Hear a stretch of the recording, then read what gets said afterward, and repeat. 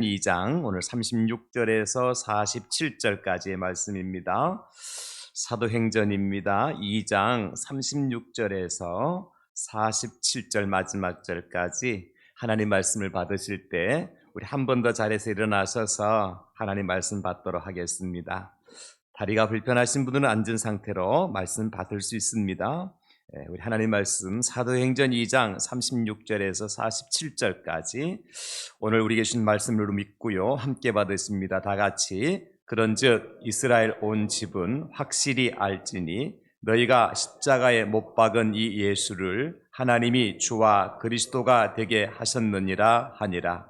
그들이 이 말을 듣고 마음에 찔려 베드로와 다른 사도들에게 물어 이르되 형제들아 우리가 어찌할꼬 하거늘 베드로가 이르되 너희가 회개하여 각각 예수 그리스도의 이름으로 세례를 받고 죄 사함을 받으라. 그리하면 성령의 선물을 받으리니 이 약속은 너희와 너희 자녀와 모든 먼데 사람 곧 주 우리 하나님이 얼마든지 부르시는 자들에게 하신 것이라 하고 또 여러 말로 확증하며 권하여 이르되 너희가 이 패역한 세대에서 구원을 받으라 하니 그 말을 받은 사람들은 세례를 받음에 이날에 신도의 수가 3천이나 더하더라.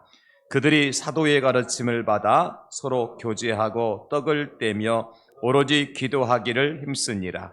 사람마다 두려워하는데 사도들로 말미암아 기사와 표적이 많이 나타나니 믿는 사람이 다 함께 있어 모든 물건을 서로 통용하고 또 재산과 소유를 팔아 각 사람의 필요를 따라 나눠주며 날마다 마음을 같이 하여 성전에 모이기를 힘쓰고 집에서 떡을 떼며 기쁨과 순전한 마음으로 음식을 먹고 하나님을 찬미하며 또 온 백성에게 칭송을 받으니 주께서 구원받는 사람을 날마다 더하게 하시니라. 아멘. 앉으시겠습니다. 저는 오늘 함께 읽은 본문 말씀을 가지고 성령이 교회를 세우십니다, 이런 제목으로 말씀의 은혜를 나누려고 합니다. 제 수첩에 보니까 이런 글이 적혀 있어서 여러분들에게 좀 보여드립니다. 성도들의 모든 삶을 스토리로 담아내는 곳이 교회이다. 언제 누가 이런 말을 했고 어느 책에서 제가 뵙겠는지는 모르겠어요. 제가 만들어낸 얘기는 분명히 아니고요. 좋은 말인 것 같아서 좋은 책에서 읽은 글귀 중에 하나는 구절 같아서 제가 제 수첩에 이렇게 기록을 해놓았는데 성도들의 모든 삶을 스토리로 담아내는 곳이 교회다. 이런 마음이 좀 와 닿습니까? 저는 굉장히 감동이 돼서 이렇게 좀 보여드렸는데 좀 담담하신 것 같아요. 예. 여러분 무슨 얘기냐면 모든 사람들은 삶의 스토리를 가지고 살아가잖아요. 그 삶의 스토리를 이제 삶의 스토리 보따리가 있는데 그 보따리에 싸가지고 어느 곳에서 펼쳐놓는 곳이 있단 말이죠. 그 보따리를 풀어 헤치는 곳이 삶의 스토리의 보따리를 풀어 헤쳐놓는 곳이 성도들에게서는 어디냐면 바로 교회라는 곳이에요.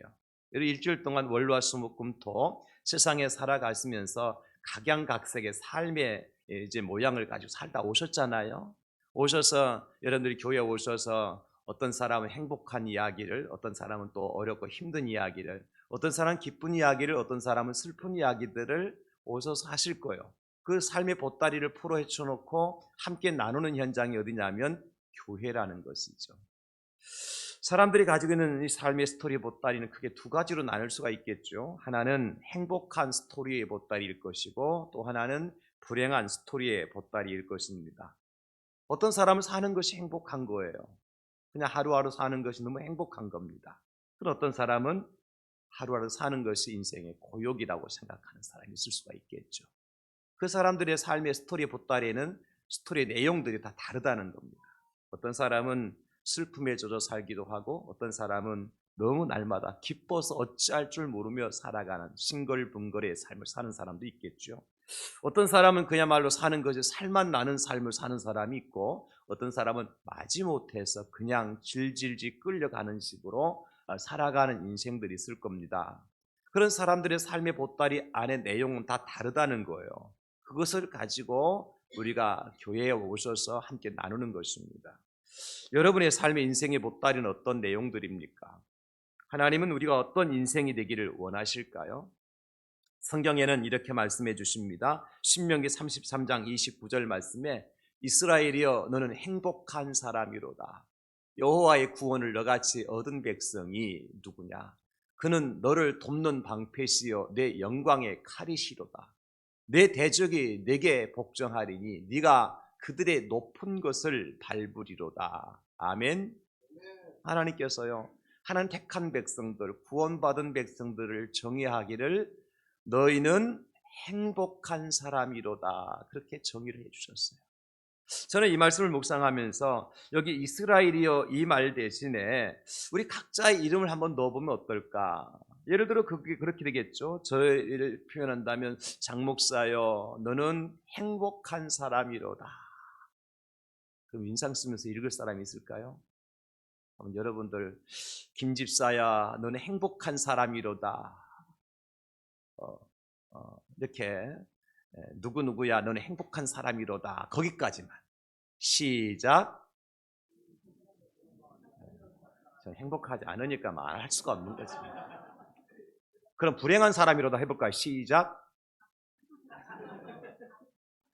그래요. 그래, 여러분 가족의 이름을 대해서 우리 자녀들, 손주들 이름 넣을 수 있겠죠? 철수야 너는 행복한 사람이로다. 애자야 너는 행복한 사람이로다. 그죠? 얼마나 행복해져요. 거기다가 여러분 가족의 이름 넣을 수 있겠고, 저는 여기 이스라엘 대신에 우리 교회의 이름을 넣어서 제가 이렇게 한번 말씀을 좀 이렇게 각색을 해보았어요. 우리 같이 한번 읽어볼까요? 시작. 대양제일교회여 너는 행복한 교회로다. 여호와의 구원을 너같이 얻은 교회가 누구냐? 그는 교회를 돕는 방패시요 내 영광의 칼이시로다. 교회의 대적이 교회에 복종하리니 교회가 그들의 높은 것을 밟으리로다. 아멘.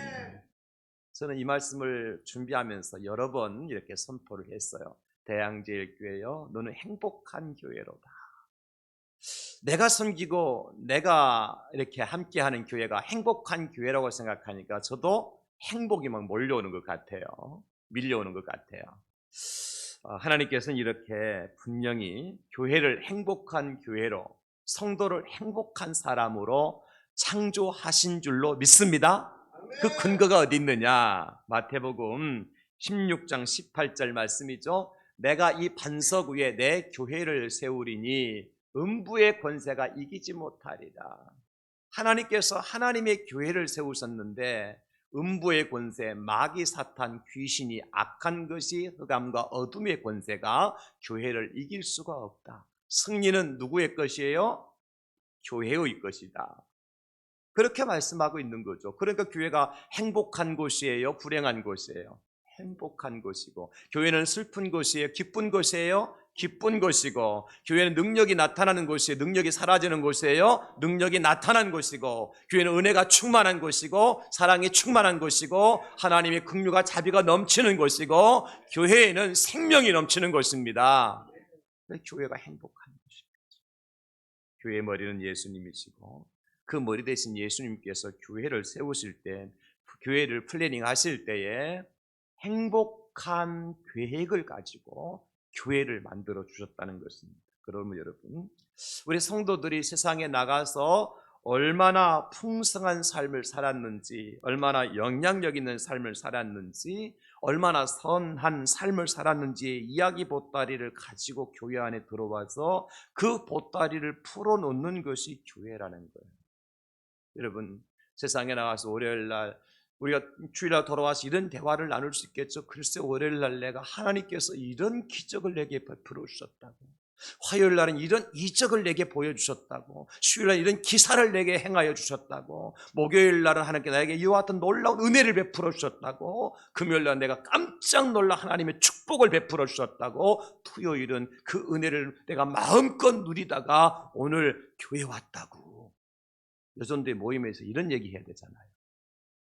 남전도의 모임에서 이런 얘기 해야 되잖아요. 교회가 이런 곳이 돼야 됩니다, 여러분. 그래야지. 월요일 날은 땅 샀고, 화요일 날은 차 샀고, 금요일 날은 옷 샀고, 수요일 날은 뭐 샀고. 여러분, 그게 자랑거리가 아니에요.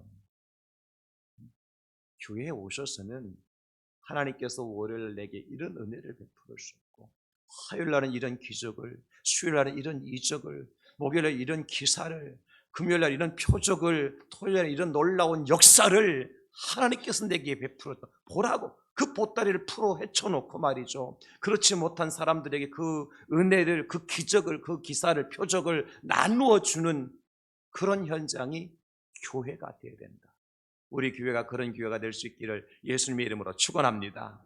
내일부터 이런 보따리는 좀 나가서 싸는 거, 이제 승리의 전리품들을 그 보따리에 담아 갖고 오셔야 되는 거예요. 은혜의 내용들을, 하나님의 축복의 내용들을 그 다음 주일에 와서 그냥 풀어 놓으세요.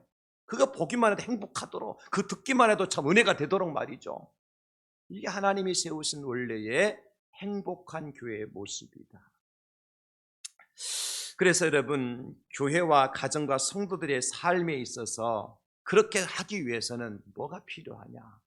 사람의 힘으로 안 돼요. 사람의 능력으로 불가능하다. 세상이 악하잖아요. 사납잖아요. 거칠잖아요. 너무 세상이 우리가 살아가기가 힘든 세상 아닙니까? 우리 힘으로 어떻게 행복을 얘기하고 어떻게 기적을 알 수 있습니까? 하나의 길밖에 없어요. 따라서 합시다. 성령님께서 역사해 주셔야 합니다. 성령의 거룩하신 기름 부음이 있을 때에 세상 환경이 열악하고 문제가 되더라도 그것을 초월해서 역사하신 하나님의 은혜를 우리가 누리게 될 줄 믿으시기 바랍니다.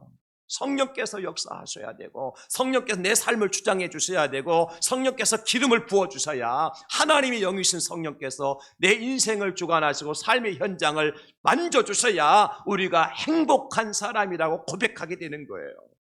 그 성령의 기름 부으심과 역사가 너무너무 중요합니다. 우리는 그 예를 오늘 본문 함께 읽은 예루살렘 교회를 통해서 보게 되어집니다. 똑똑하게 알 수가 있습니다. 여러분, 성령께서 예루살렘 교회를 어떻게 세워주셨는가? 첫째는 말씀으로 하나님의 교회를 세워주셨습니다. 예루살렘 교회가 무엇으로 세워졌냐면 하나님의 말씀으로 세워주셨어요.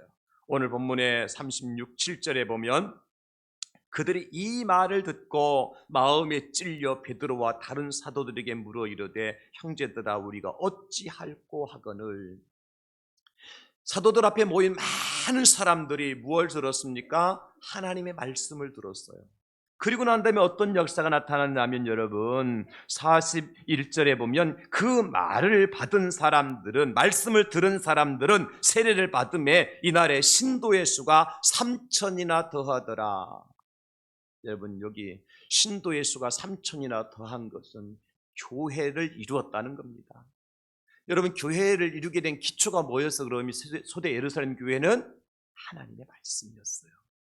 말씀을 듣고 회개하고 자복하고 세례받고 구원받은 사람들이 하나님의 성전에 와서 모인 공동체가 교회잖아요. 그러므로 초대 예루살렘 교회는 하나님의 말씀으로 세워진 교회였습니다. 이들은 사도들이 전한 말씀을 들었습니다. 그리고 마음의 찔림을 받았습니다. 그리고 사도들의 말대로 회개하고 주님의 몸된 교회를 세우는 교회 개척 멤버였어요. 초대 예루살렘 교회를 세운 개척 멤버들이에요. 그러면 여러분, 그들이 들은 메시지, 말씀이 어떤 메시지였습니까? 베드로가 오순절날 성령의 충만한 은혜를 덧입고 베드로와 이제 모든 사도들이 말씀을 전하기 시작했잖아요. 그 말씀이 오늘 사도행전 2장 14절 이하의 말씀이거든요. 사도들이 성령 받고 적어도요, 그 자리에 모인 사람들이 이제 오순절 절기를 지키기 위해서 예루살렘 그 외에 여러 지역에서 사람들이 모여들었던 거예요. 오순절 절기를 지키기 위해서 모여든 사람들을 보니까, 성경에 보니까 적어도 14개, 15개 지역과 나라에서 사람들이 모여들었어요. 근데 각각 다른 말을 쓰는 사람들이죠. 그런데 사도들이 말씀을 전하는데 어떻게 된 일인지 자기들의 지역과 자기들의 말로 들리는 거예요. 기적이 나타났죠. 성령께서 역사하시니까 이것을 방언이라고 얘기하지만 어떻습니까? 그동안은 듣지도 못했던, 들어보지도 못했던 그러한 말씀들을 사도들을 통해 듣게 되는 겁니다. 적어도 14개, 15개 지역과 나라의 말로 사도들이 지금 메시지를 전하는 거예요. 그러니까 거기에 모여들었던 사람들이 뭐라고 얘기해요? 아, 이 사람들이 지금 세술에 취하였구나. 그렇게 빈정거리는 거예요. 믿을 수 없는 일이니까 술 취해서 그냥 흥얼흥얼 한다가 우리말로 들리는가 보다. 그래서 사도 베드로를 중심으로 해서 주의 제자들이 함께 일어나서 큰 소리로 지금 우리가 하고 있는 이 일이 술에 취해서 하는 일이 아니라 성령의 감동을 받아서 성령께서 우리를 주장하여 주셔서 일어나는 일이다라는 것을 말씀을 통해서 전하고 있는 것입니다. 한마디로 성령의 술에 취한 것이 아니라 성령에 우리는 취해 있다. 그 성령은 어떤 성령이시냐면 구약의 요엘서에서 하나님 여호와 하나님 아버지께서 약속하신 그 성령이 임하셔서 우리가 지금 이렇게 방언을 말하고 있는 것이다. 그러면서 계속해서 예수님에 대해서 증거하고 또 예수님이 누군지, 예수님께 행하신 일이 무엇인지, 그리고 예수님을 믿어야만 구원을 받을 수 있다는 사실을 이제 사도들이 증거하죠. 그래서 사도행전 2장 21절에 보면 누구든지 주의 이름을 부르는 자는 구원을 받으리라. 특별히 십자가에 달려 죽으신 예수님은 어떤 죄가 있어서가 아니라 바로 십자가의 못을 박은 죄인들을 살려주시기 위해서 하나님께서 이미 계획하신 일이었고, 결국 하나님께서 그 예수님을 십자가에 달려 죽게 하셨지만은 결국에는 우리의 주와 그리스도가 되게 하셨다. 오늘 보면 36절에 그 말씀 있잖아요. 그런즉 이스라엘 온 집은 확실히 알지니 너희가 십자가에 못 박은 이 예수를 하나님이 주와 그리스도가 되게 하셨느니라 하니라. 이 사도들이 전한 메시지예요. 이 말씀을 듣고 마음에 찔리고 그들이 회개하고 주님께로 돌아오는 거예요. 반전의 말씀이죠. 여러분, 유대인들이 십자가에 못 박아 죽인 분이 바로 누구라는 거예요? 세상의 구세주라는 겁니다. 그들의 손으로 십자가의 못을 받고 피 흘려 죽어가는 것을 보면서 그냥 흥분된 상태로 함성을 지르던 그 유대인들이 기다리던 메시아가 누구라는 거예요? 십자가에 달려 죽으신 예수님이시라는 거예요. 그래서 사도들은 지금 자기들 앞에 서 있는 사람들을 향해서 이렇게 외치고 있는 것입니다. 바로 당신들이 하나님의 아들 예수님을 십자가에 못을 박았소. 당신들이 십자가에 못 박아 피 흘려 죽게 한 분이 바로 당신들이 그렇게 애타게 기다리던 메시아였단 말이요. 그러나 그 예수님은 죽은 것으로 끝난 것이 아니라 하나님께서 여전히 우리 예수님을 다시 살리셔서 우리의 구원자요 우리의 메시아의 자리로 복귀해 주셨습니다. 베드로와 사도들이 지금 많은 군중들 앞에서 이렇게 외쳤던 거예요. 그러니까 이들이 이번에 어떤 반응을 가져옵니까? 마음에 찔려 우리가 어찌할꼬 하거늘. 마음의 양심의 가책을 받았어. 마음에 뭔가 비수가 꽂힌 듯 뭔가 전율을 느끼게 하는 하나님의 은혜가 그들에게 다가온 것입니다. 사도들의 말씀을 듣는 순간 과거의 잘못이 깨달아지고 잃어버렸던 양심들이 돌아오는 역사가 일어났어요. 여러분, 그 역사를 진행하신 분이 누구일까요? 성령 하나님이셨습니다. 그렇게 강팍했던 사람들, 그렇게 예수님의 십자가 못 박으라고 고함을 치던 사람들, 그들의 강팍한 마음을 열어주시고 녹아지게 해주신 분이 누구냐? 바로 사도들이 체험한 성령 하나님. 그들이 하나님의 말씀을 들을 때 성령께서 역사해 주셔서 강팍한 마음을 열어주신 줄 믿으시기 바랍니다. 그들의 잃어버렸던 신앙의 양심을 돌아오게 하신 줄 믿으시기 바랍니다. 그러므로 성령이 아니고는 누구든지 하나님을 주라 할 수 없는 것입니다. 성령님께서 역사해 주셨어요. 근데 그 성령님께서 언제 역사하셨습니까? 말씀을 들을 때입니다. 사랑하는 성도 여러분, 여러분 성령님을 체험하기를 원하십니까? 언제 성령께 우리 안에 역사하실까요? 하나님의 말씀을 들을 때입니다. 말씀 들을 때. 하나님 말씀 들을 때 성령께서 각 사람의 마음을 만져주신 거예요. 왜냐하면 말씀에 이런 능력이 있거든요. 히브리서 4장 12절 말씀입니다. 하나님의 말씀은 살아있고 활력이 있어 좌우의 날선 어떤 검보다도 예리하여 혼과 영과 및 관절과 골수를 찔러 쪼개기까지 하며 또 마음의 생각과 뜻을 판단하시나니. 말씀의 능력이에요. 이것이 어떤 능력입니까? 살아있는 능력, 활력 있는 능력이죠. 그대로 말씀이 말씀대로 살아있고 활력이고 운동력 있게 하기 위해서는 그 말씀 속에 누가 역사하셔야 되는 겁니까? 성령 하나님께 역사해 주셔야 되는 거예요. 말씀이 말씀되게 하신 우리 성령님이신 줄 믿으시기 바랍니다. 말씀이 우리 안에 살아 역사하도록 그 역사를 이루시는 분이 성령 하나님이신 줄 믿으시기 바랍니다. 그래서 우리가 선포하는 거죠. 따라서 오소서 진리의 성령님, 진리의 성령님께 우리 안에 오실 때에 하나님 말씀을 들어도 깨달음이 있게 되어지고, 여러분 말씀을 1000번 만번 들어도 깨닫지 못하는 사람이 있고요, 그 마음에 전혀 감동이 일어나지 않는 사람이 있고요, 오히려 더 강팍해져서 원수 같은 삶을 살아가는 사람이 있어요. 어떤 역사가 이제 뭐가 때문에 그렇죠? 성령께서 그 마음을 주관하지 않기, 그 마음을 성령께 드리지 않기 때문이에요.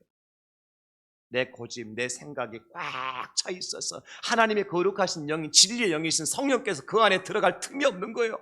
그러나 오소서 진리의 성령님, 성령님을 기다리면요, 말씀 한마디만 들어도 감동이 와요, 느낌이 와요, 깨달음이 와요, 회개가 일어나요. 그래서 그 말씀에 사로잡히는 삶을 살아갈 수가 있는 거예요. 여러분들이 그런 삶을 살아가는 주인공들 될 수 있기를 예수님의 이름으로 축원합니다. 이 시간도 성령께 여러분 마음에 역사해 주셔서 하나님 말씀 들을 때 깨달음이 오게 되어지고 감동이 오게 되어지고 하나님 말씀을 자복하고 회개하는 역사가 일어나게 되어지고, 그래서 우리가 예수 그리스도를 구주로 믿는 역사가 일어날 수 있기를 우리 예수님의 이름으로 축원합니다. 성령께서 그런 역사를 하셔야 되는 거예요. 우리가 매주 오후 예배 시간에 교회의 주제가처럼 부르는 찬양이 있죠. 이런 교회가 되게 하소서라는 찬양 가사를 잘 보십시오. 우리 교회 어떤 교회를 되기를 원하는가? 진정한 예배가 숨쉬는 교회, 주님이 주인 되시는 교회, 믿음의 기도가 쌓이는 교회, 최고의 찬양을 드리는 교회, 그리고 난 다음에 말씀이 살아 움직이는 교회, 성도의 사랑이 넘치는 교회, 그래서 섬김과 헌신이 기쁨이 되어 열매 맺는 아름다운 우리 대양제일교회, 주님의 마음을 닮아서 이웃을 사랑하는 우리 대양제일교회, 주님의 영광을 위해서 빛 대신 주님을 전하는 우리 대양제일교회, 사랑의 불꽃이 활짝 피어나서 날마다 사랑에 빠지는 우리 대양제일교회, 주께서 사랑하는 우리 대양제일교회가 이런 교회가 되게 하옵소서.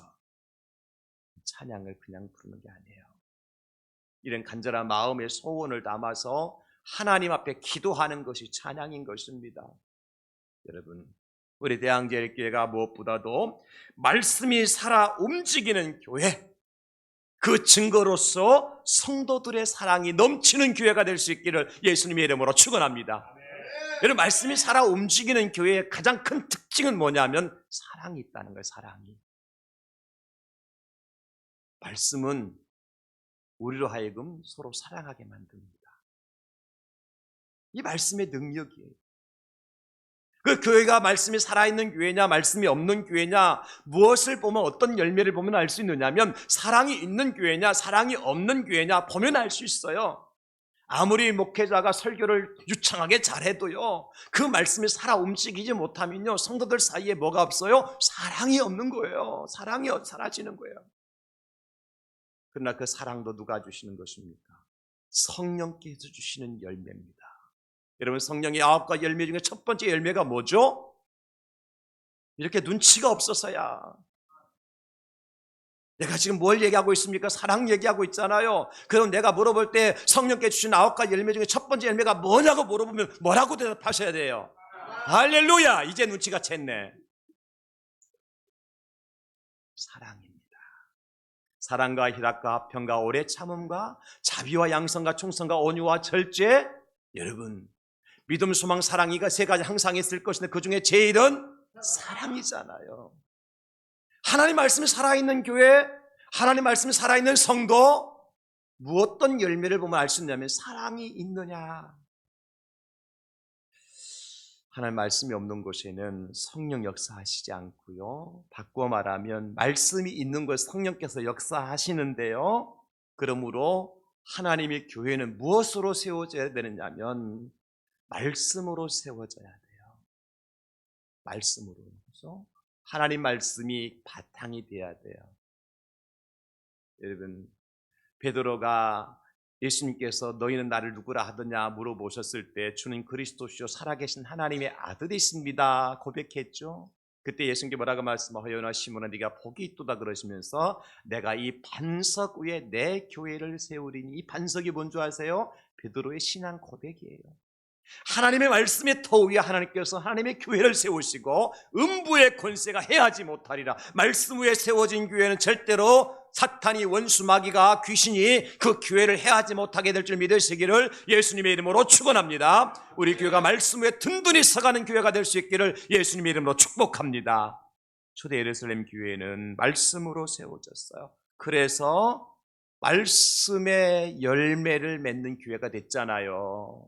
여러분, 오늘 본문에 계속해서 초대 예루살렘 교회가 말씀으로 어떻게 세워졌는지를 보여주고 있지 않습니까? 성령께서 말씀으로 교회를 세워주시고 그 생명의 말씀이 풍성한 성령 충만한 공동체. 우리가 기도할 때 그런 기도를 좀 드립시다. 주님, 우리 대항제일교회는 하나님의 말씀이 풍성한 교회가 되게 하옵소서. 사람의 말이 아니라 하나님의 말씀이 되기에 들려오게 하시고 세상의 말이 아니라 하나님의 음성을 쫓아 살아가게 해주시고 세상의 원리가 아니라 말씀의 원리를 쫓아서 순종하며 살아가는 우리 대양제일교회가 되게 하여 주시옵소서. 그 날마다 주의 말씀이 내 발에 등이 되고 내 길이 빛이 되어줄 수 있도록 그 말씀을 따라 나갈 때마다 생명의 은혜의 강물이 우리 배에서 넘쳐나도록 우리 교회가요 생수의 강물이 흘러넘쳐야 돼요. 그 메마른 세상에 메마른 사람들이 우리 교회에 와서 말이죠 말씀을 듣고 할렐루야 하나님 살아계시군요, 역시 하나님은 우리의 인생의 주인 되십니다라고 고백을 하고 세상의 모든 삶을 내려놓고 하나님만을 바라보고 하나님만을 찬송하고 하나님을 믿고 나갈 수 있는 그런 교회가 되어야 된단 말이죠. 세상이나 교회나 다름이 없네, 그러면 안 돼요. 교회는 말씀이 살아있는 곳이어야 된다. 초대 예루살렘 교회가 그 말씀이 살아있을 때에 어떤 믿는 사람이 다 함께 물건 서로 통용하고 재산 소유 팔아서 각 사람 필요 따라 나눠주고 날마다 마음같이 성전에 모이고 집에서 떡을 떼고 그리고 하나님을 찬미하니까 믿는 사람의 수가 더하여지더라 그랬잖아요. 말씀이 살아있으면 교회 부흥될 줄 믿으시기 바랍니다. 주의 일을 부흥하게 하여 주시옵소서.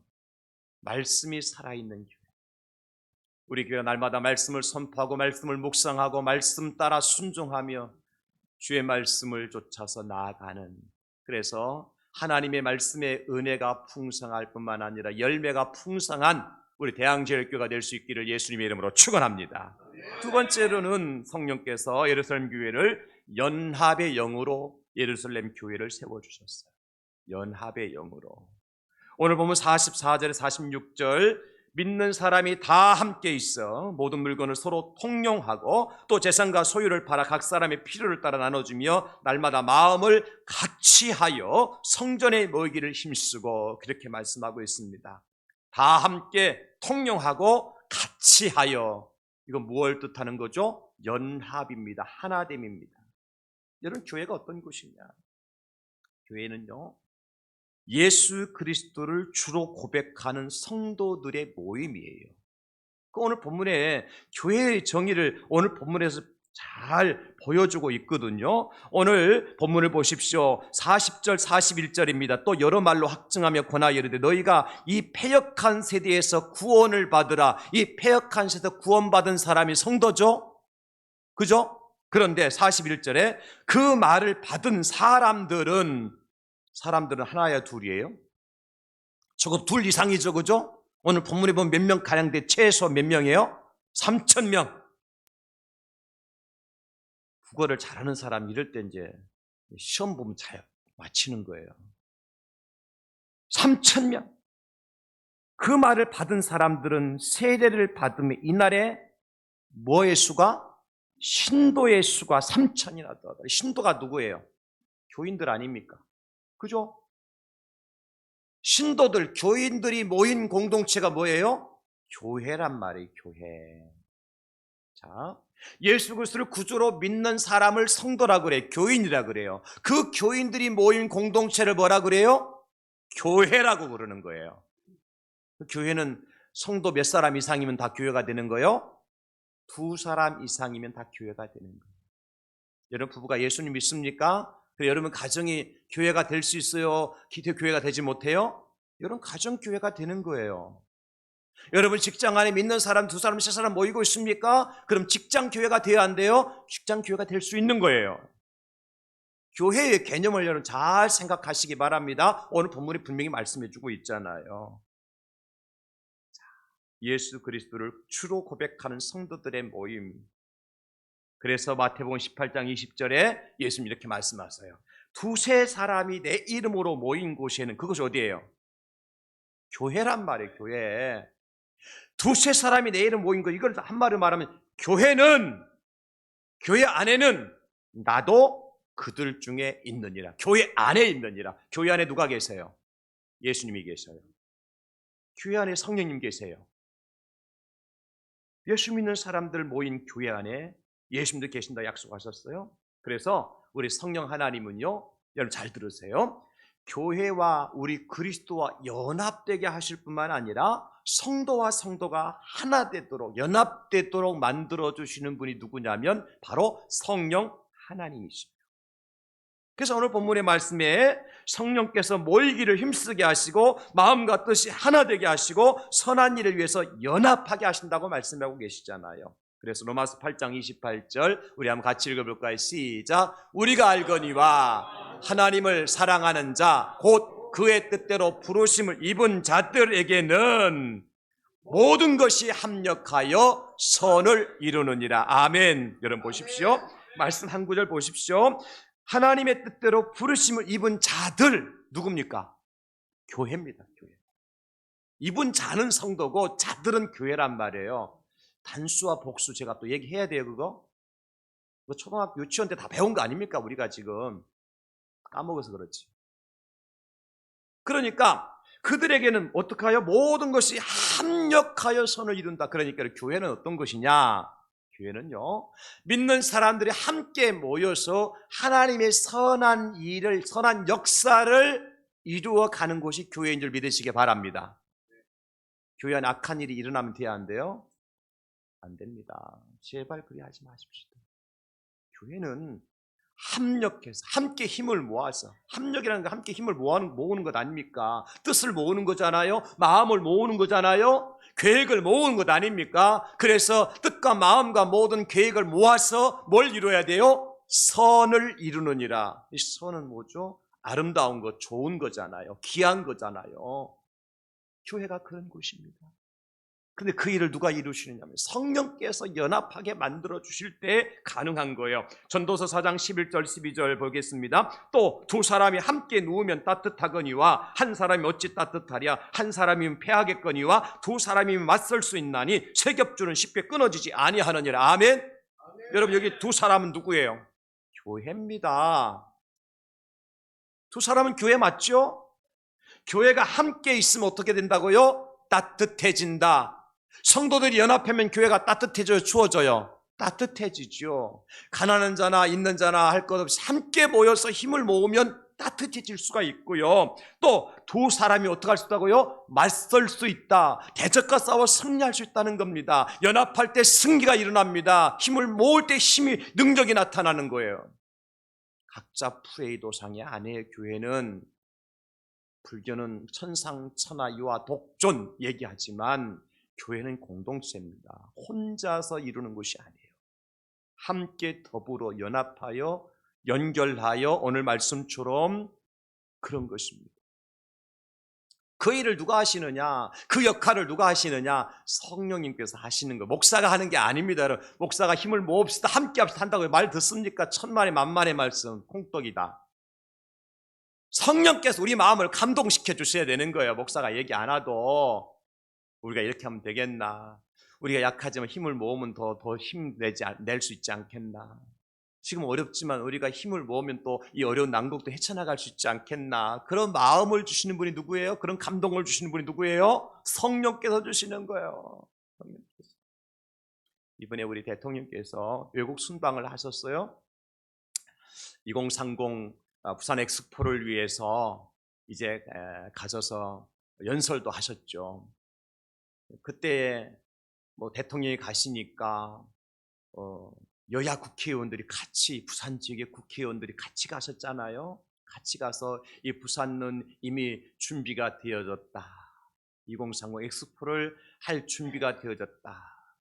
그렇게 선포하고 연설하셨잖아요. 얼마나 멋져요. 응?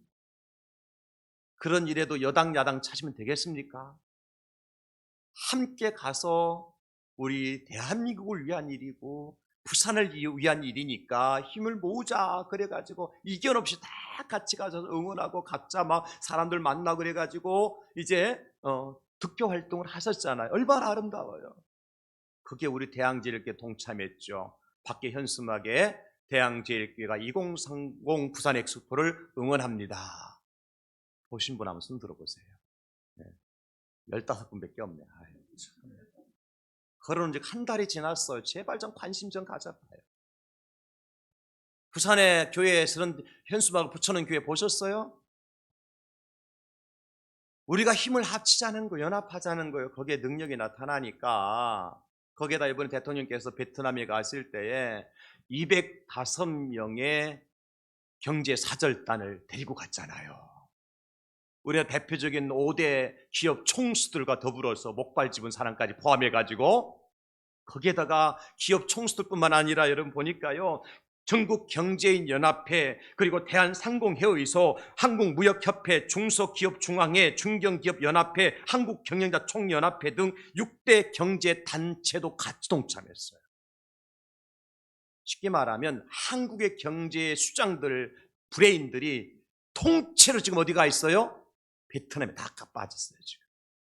야, 아마 제가 볼 때는 우리 국정 역사상, 우리뿐만 아니라 세계 역사상 이렇게 모든 대기업의 총수와 경제단체장들과 경제인들이 힘을 합쳐가지고 대통령을 중심으로 해가지고 한 나라의 집중 포화 작전을 편 경우는 거의 없었을 것 같아요. 제가 다 조사는 안 해봤으니까 모르겠지만은 제가 아는 상식으로는 그래요. 왜 그렇게 했을까? 대한민국을 보여주자는 거죠. 우리가 말로만 경제를, 말로만 국력 있는 나라가 아니라 실제 당신의 눈으로 보고 확인하라는 거, 실사작전을 핀 거 아니에요, 그죠? 베트남이 긴장을 했어요. 베트남이 어떤 나라인 줄 아세요? 지금 여러분 반도체를 만들기 위해서는 히토리라고 하는 광물질이 필요한데 그것이 없어서 지금 몇 년 동안 만들지 못했잖아요. 전쟁 일어나고 그러는 바람에. 베트남이요, 히토리를 세계에서 제 2번째로 많이 매장을 한 나라가 베트남이에요. 그리고요, 베트남 인구가요, 우리나라와 평균 인구 수명이요, 73세 비슷해요. 사람이 수명은 비슷한데요, 인구 분포도에 있어서 가장 많은 분포를 가지고 있는 연대가 뭐냐면 10대에서 20대예요. 베트남이 지금. 제가 이 말씀을 묵상하면서 앞으로 5, 60년 후에 어쩌면 우리가 베트남의 원조를 받을 수 있을 수도 있겠다. 왜? 우리는 다 늙어서 없고, 그죠? 아이들도 없는데 베트남은 지금 왁 자라고 있잖아요. 역전될 수 있습니다, 여러분. 그걸 아는 사람은 거기에 투자하지 않으면 안 되죠. 이번에 엄청난 경제적 효과가 있을 거예요. 제가 볼 때는. 어떻게? 연합할 때 가능하다는 거예요. 대통령 혼자 가서 아무리 떠들어 봐요. 안 되는 겁니다. 그죠? 205명의 경제인 모든 그 수장들이 말이죠. 가서 곳곳에 지금 세일즈를 하고 있잖아요. 이 연합의 힘입니다. 성경에도 보면 연합의 비밀을 잘 보여준 사건이 하나 있죠. 우리가 잘 아는 여호수아와 그 군대가 아말렉과의 전투를 벌일 때 있었던 일입니다. 여호수아는 이제 아말렉과 전투의 전장 현장에 나가 있었습니다. 그것을 지켜보았던 이스라엘의 유대인의 지도자였던 모세는 어떻게 합니까? 높은 산에 올라가죠. 산에 올라가서 하나님 앞에 손들고 기도합니다. 하나님, 우리 여호수아와 지금 우리 백성들이 아말렉과 전투를 하고 있는데 우리에게 힘 주셔서 저 아말렉을 물리쳐 주시고 승리케 해 주시옵소서. 우리는 전쟁에 경험이 없는 민족입니다. 연약한 민족입니다. 그러니 하나님께서 함께 해주셔야 되겠다고 모세가 열심히 기도하니까 전쟁에서 이기는 거예요. 그런데 모세의 손이 기도가 30분, 1시간, 2시간 지나갈수록 모세는 잘 내려오는 겁니다. 왜? 피곤하니까. 그럼 어떻게 돼요? 여호수아와 그 군대가 쉬게 되는 거예요. 전쟁에서. 높은 산에서 보니까 보이잖아요. 와 갔다가 와 밀려왔다가, 그죠? 그러니까 그 광경을 지켜보았던 아론과 훌이 어떻게 합니까? 두 돌을 갖다가 양쪽에 갖다 고 거기에 앉아서 모세의 두 손을 양쪽에서 받쳐 들었습니다. 모세는 그냥 자기 힘 들이지 않고 두 사람이 받쳐 들고 있으니까 힘이 들이지 않고 손이 내려오지 않는 거예요. 그 결과 어떻게 됐죠? 여호수아와 그 군대가 이겼습니다. 승리했습니다. 성경 보실까요? 출애굽기 17장 13절 14절입니다. 여호수아가 칼날로 아말렉과 그 백성을 쳐서 무찌르느니라. 여호와께서 모세에게 이르시되 이것을 책에 기록하여 기념하게 하고 여호수아의 귀에 외워 들리라. 내가 아말렉을 없애하여 천하의 기억도 못하게 하리라. 아멘. 여러분, 이 전쟁에서 승리한 것은 오늘 본문에 보니까 여호수아가 칼날로 아말렉과 그 백성을 쳐서 무찔렀다 그랬는데, 여호수아의 전술, 여호수아의 전략, 이것이 승리를 만들어 왔습니까? 알잖아요. 모세의 손에 내려왔을 때는 가차없이 패배했잖아요. 그 여호수아 그때 칼 안 들었었습니까? 여기서 전략이 달랐어요? 전술이 달랐어요? 그렇지 않잖아요. 여전히 똑같은 전술과 전략으로 든 칼이 있었지만도 모세의 손에 내려왔을 때는 이스라엘이 패배하더라고요. 여호수아가 지더라고요. 그런데 결국 승리한 것은 누구 때문입니까? 모세의 손이 들려졌을 때. 그런데 그 모세의 손을 누가 들고 있었어요? 모세 자신이 아니라 아론과 훌이 들고 있었어요. 여러분, 이것이 연합의 비밀입니다. 이 전쟁의 승리의 비결은 이스라엘 군대의 전략이나 전술이나 그리고 무기력에 있었던 것이 아닙니다. 여호수아와 그 백성들과 모세와 아론과 훌이 하나가 되고 혼연일체가 되어서 마음이 연합돼서 하나님 앞에 구할 때에 하나님은 그 땅에 진정한 승리를 허락해 주신 줄로 믿습니다. 그거 기록하라는 거예요. 그거 기억하라는 거예요. 따라합시다. 합치면 이기고 흩어지면 집니다. 누가 그 얘기했어요? 이승만 대통령이 그 말씀 하셨잖아요. 별걸 다 가르쳐준다 그죠, 교회 오니까. 성령님은 한마디로 말해서 연합의 영이시라는 거예요. 연합의 영이에요. 여러분, 장작불 더미를 쌓아놓고 모닥불을 피울 때 두세 개 피 모아놓고 불을 붙여보세요. 화력이 세요? 불은 붙지만 화력은 세지 않아요. 그러나 10개, 20개를 모아놓고 불을 붙여보세요. 그 화력은 엄청난 화력을 가져옵니다. 이게 연합의 비밀 아닙니까?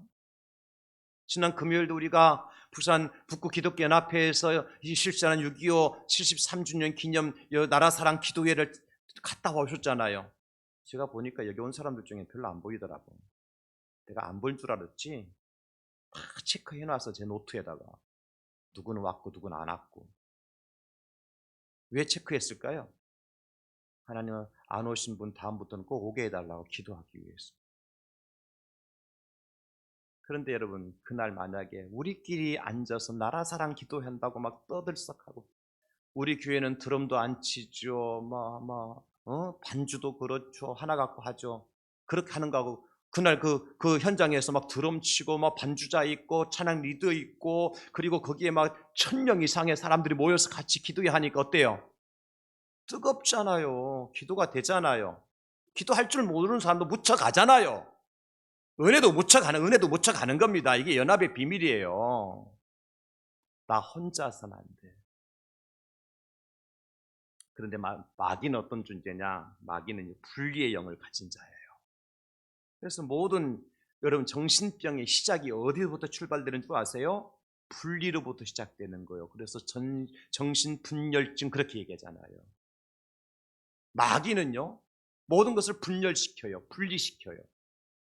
그래서 정신병에 걸린 사람하고 귀신 들린 사람하고 구별돼야 한대요? 거의 안 돼요. 왜? 증상이 비슷하기 때문에. 달라요. 분명히 달라요. 정신병하고 마귀 귀신 들린 사람하고는 달라요. 그렇지만 증상이 비슷하기 때문에 거의 우리가 분간하기 쉽지 않다는 거. 마귀가 하는 짓이에요. 마귀는요, 우리 마음과 정신의 분열을 조장합니다.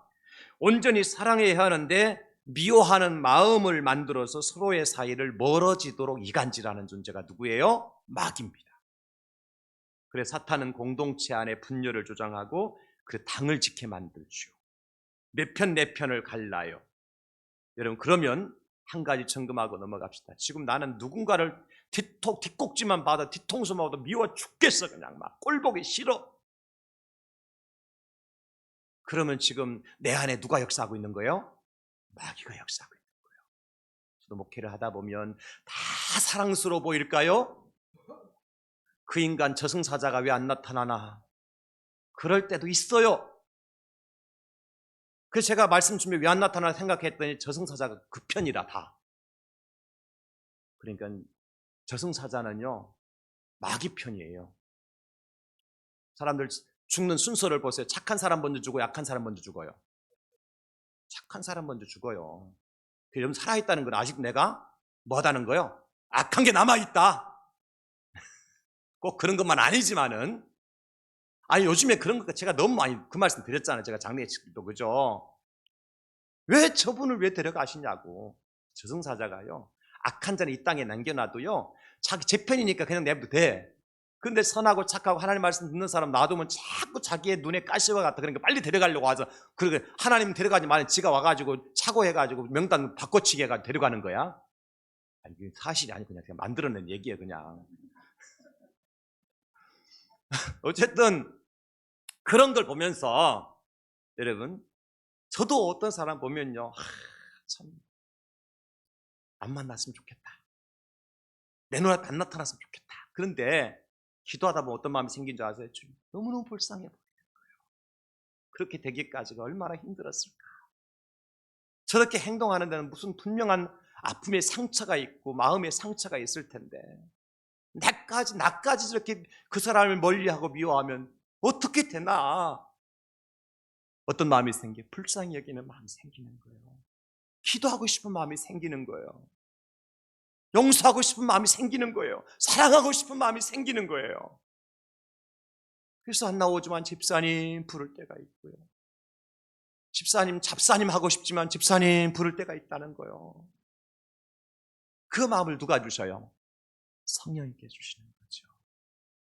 가르쳐 드렸죠? 이런 마음에 지금 누군가를 불쌍히 여기는 마음이 생기고 참 긍휼히 여기는 마음, 용서하고 싶은, 품어주고 싶은 마음이 생기면 성령께서 역사하시는 거예요. 그렇지 않으면 지금 악한 영, 마귀 사탄이 역사하고 있다. 그럴 때는 어떻게 해야 돼요? 사탄아 물러가라. 마귀야 떠나가라.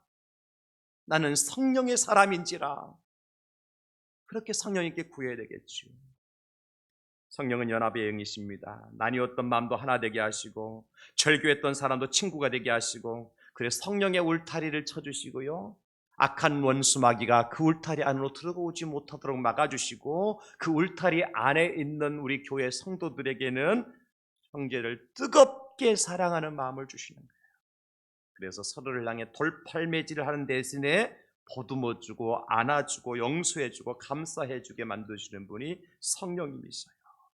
말씀 마무리합니다. 우리는 어떻게 되느냐? 에베소 4장 3절로 4절 말씀 같이 한번 읽어보겠습니다. 시작. 평안에 매는 줄로 성령이 하나 되게 하신 것을 힘써 지키라. 몸이 하나여 성령도 한 분이시니 이와 같이 너희가 부르심의 한 소망 안에서 부르심을 받았느니라. 아멘. 성령이 하나 되게 하신 것을 어떻게 하라고요? 힘써 지키라고 말씀하셨습니다. 우리는 성령 안에서 한 가족입니다. 서로를 돌아보고 서로를 먼저 사랑하고 서로에게 힘이 되는 성령 안에서의 한 가족입니다.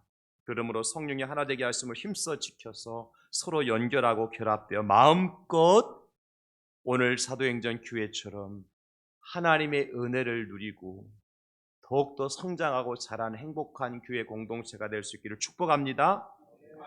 말씀 신명기 16장 11절 말씀 함께 선포하고 마칩니다. 시작. 너와 네 자녀와 다시 한번 시작. 너와 네 자녀와 노비와 내 성중에 있는 레위인과 및 너희 중에 있는 객과 고아와 가부가 함께 내 하나님 여호와께서 자기의 이름을 뜨시려고 택하신 곳에서 내 하나님 여호와 앞에서 즐거워할지니라. 아멘. 함께입니다. 여러분, 자녀면 어떻고 노비면 어떻습니까? 레위인이면 어떻고 고아면 어떻고 객이면 어떻고 과부면 어떻습니까? 함께입니다.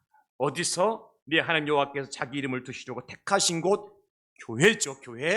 교회에서 우리는 어떻게 하라고요? 네 하나님 여호와 앞에서 즐거워할지니라. 우리에게 그런 교회가 될 수 있기를 다시 한번 예수님의 이름으로 축원합니다. 기도하겠습니다. 감사합니다.